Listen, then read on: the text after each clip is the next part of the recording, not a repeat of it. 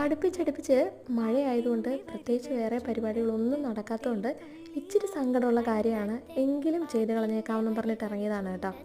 ഈ ഫോളിയേജ് ആന്തൂറിയത്തിന് ഏറ്റവും കൂടുതൽ ഭംഗി തോന്നിയിട്ടുള്ളത് എനിക്ക് മഴക്കാലത്താണ് കേട്ടോ. അതുമല്ല, ഇവരും ഏറ്റവും കൂടുതൽ ഹാപ്പി ആയിട്ടിരിക്കുന്നത് ഈ ഒരു സമയത്താണെന്നാണ് എനിക്ക് തോന്നിയിട്ടുള്ളത്. പുതിയ പൂക്കൾ ഉണ്ടാകുന്ന എല്ലാം ഞാൻ അന്നേരം കട്ട് ചെയ്യും. എങ്കിലാണ് അടുത്ത ഇല എത്രയും പെട്ടെന്ന് ഉണ്ടാവുകയുള്ളൂ. സാധാരണ നമുക്ക് ഏതെങ്കിലും ഒരു ഇലകൾ ഡാമേജ് വന്നു കഴിഞ്ഞാൽ എനിക്ക് അത്ര വിഷമം തോന്നാറില്ല.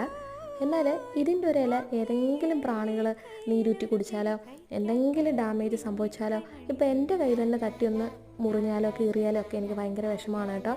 കാര്യം ഇതിൻ്റെ ഇലകൾ ഒരുപാട് നാൾ നിൽക്കും, നല്ല ഭംഗിയുമാണ്.